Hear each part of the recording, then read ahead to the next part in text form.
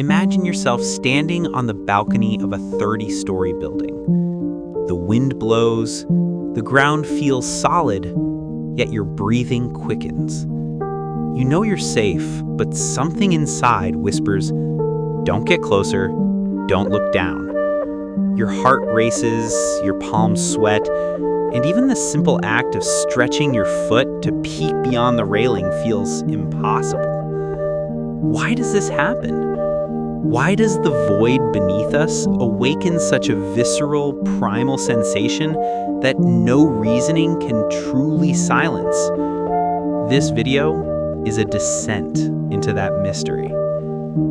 Today, we will explore the abyss inside your mind. Not just the physical abyss that opens in cliffs, skyscrapers, or bridges, but the ancestral precipice that remains rooted in every one of us. From the earliest hominids to modern life in cities filled with skyscrapers, the fear of heights has always been present.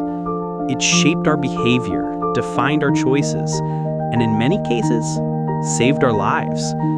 But at the same time, it is also a burden, an instinct that paralyzes, that triggers vertigo, that creates crippling phobias in millions of people.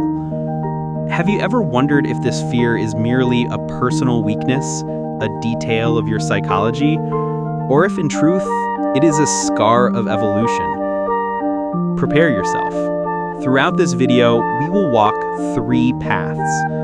First, we'll uncover where the fear of heights comes from and how it was essential for the survival of our ancestors.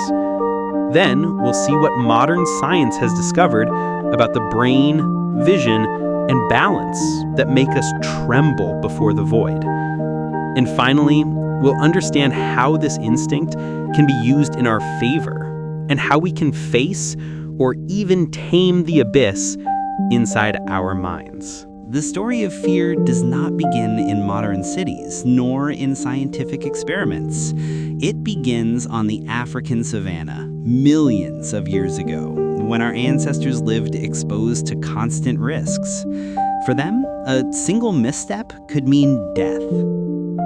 Imagine, you are a hominid living 2 million years ago. Your group has found fruit high up in a tree. Climbing to reach it means nutrition, energy, survival. But climbing also means risk. Branches might break, predators could be lurking, a fall could be fatal. At that moment, your brain must weigh the reward against the danger. That is where the fear of heights is born, not as a flaw, but as an alarm. That alarm was simple. Beware the void. Those who ignored this instinct most likely fell. Those who respected the warning survived to leave descendants. That is why today, thousands of generations later, your heart races at the edge of a cliff. Even knowing there are railings, reinforced glass, or safe trails, the brain does not trust. It reacts as if you were still living in a wild world, with no guarantees of protection. Science calls this the instinct of evolutionary self-preservation. It is the same root that makes us fear snakes, darkness, spiders, or sudden sounds. These are fears that proved useful for survival throughout the evolutionary history of humankind. But the fear of heights has something special. It is not just a reaction to an obvious physical danger, like a predator. It is a fear of possibility. The mere sight of the void activates alert circuits in the brain, as if our mind were capable of predicting a tragic future, the fall. That is what makes the fear of heights both fascinating and terrifying. It is a fear of anticipation. To understand this instinct, we need to step inside the brain. 3 main elements are involved in the fear of heights: the amygdala, the vestibular system, and vision. The amygdala, a small structure in the limbic system, is the sentinel of fear. Whenever the brain detects danger, it is the amygdala that triggers the alarm. It speeds up the heartbeat, primes the muscles, increases breathing. It is like a siren against invisible threats. The vestibular system, located in the inner ear, is responsible for balance. It informs the brain about the position of your head in relation to gravity. When we are in high places, especially without stable reference points, the vestibular system sends confusing signals, creating the sensation of vertigo. And then comes vision. Looking down from a great height gives the brain a perspective it cannot calculate with precision. Vast distances, unusual angles, and the lack of nearby reference points generate a conflict between vision and balance. This conflict intensifies the fear. One of the most famous experiments in this field is the visual cliff experiment, conducted in 1960. Babies were placed in front of a surface that appeared continuous, but actually had a transparent glass drop. Even without ever having fallen, most hesitated to cross. This demonstrates that the fear of heights is, in part, innate. It does not need to be learned through the painful experience of falling. Now, imagine a hunter-gatherer 50,000 years ago chasing prey near a cliff. The fear of heights made him keep a safe distance, reducing the risk of a fatal accident. That same instinct that once protected him is what today makes you tremble when crossing a glass walkway in a shopping mall. But the fear of heights is not just a biological detail. It has also shaped cultures, myths, and human stories. Ancient civilizations associated mountains, cliffs, and precipices with the sacred and the terrifying. Being at a height meant being close to the gods, but also in direct contact with danger. In ancient Greece, tales of heroes like Icarus, who flew too high and fell, reflect this ambiguous relationship between height and fear. In Japan, cliffs were sites of rituals and spiritual trials. In various indigenous cultures, climbing mountains or facing precipices was part of coming-of-age ceremonies. Modern psychology distinguishes between adaptive fear and phobia. Adaptive fear is normal. You feel vertigo, but you can step back, breathe, and continue. Acrophobia, however, occurs when the fear is so intense that it limits life. People with acrophobia avoid traveling, tall buildings, bridges, or any activity involving heights. This panic can be debilitating. Interestingly, studies show that people with acrophobia have hyperactive amygdalas. It is as if the brain's alarm is set to maximum volume, even without real danger.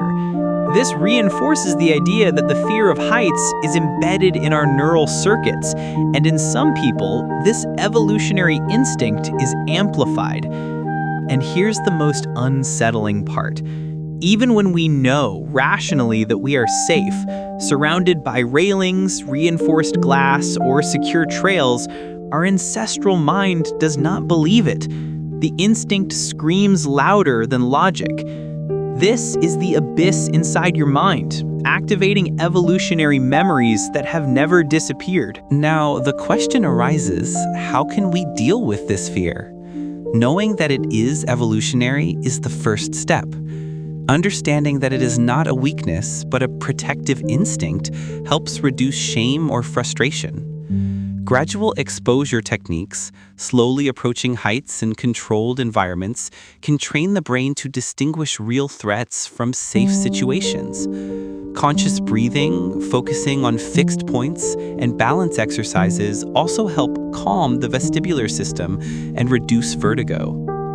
Interestingly, some psychologists suggest embracing the fear can be transformative. When feeling vertigo, instead of fighting it, you can perceive it as a dialogue with your own evolutionary history. It is as if, by facing this fear, you are communicating with millions of years of invisible survival battles fought by our ancestors. In a modern world filled with skyscrapers, suspension bridges, and extreme sports, the fear of heights may seem like an obstacle, but it can also serve as a guide, reminding us of our fragility, urging caution, and carrying marks of invisible battles fought for survival. The fear of heights is not just a psychological detail. It is a deep echo of our evolutionary history. It shaped our ancestors, guided our instincts, inspired myths, and still pulses in every accelerated heartbeat at the edge of a void. When you approach the edge of a cliff, you are not just facing physical space. You are confronting centuries of history, an ancestral instinct screaming inside you. Step back, survive. This is the abyss inside your mind, an abyss that cannot be erased, but can be understood. And it is this understanding that transforms fear into knowledge. Next time your heart races at a height, remember, it is not just you. It is all of humanity, the history of evolution echoing within your body. Now, I want to hear from you. Have you ever felt the fear of heights freeze your steps? Or have you managed to overcome this instinct in extreme situations? Leave your comment below, share this video with someone who also feels this ancestral vertigo, and don't forget to subscribe for more deep dives into the mysteries of the human mind. Because in the end, the abyss is not only out there, it is inside us.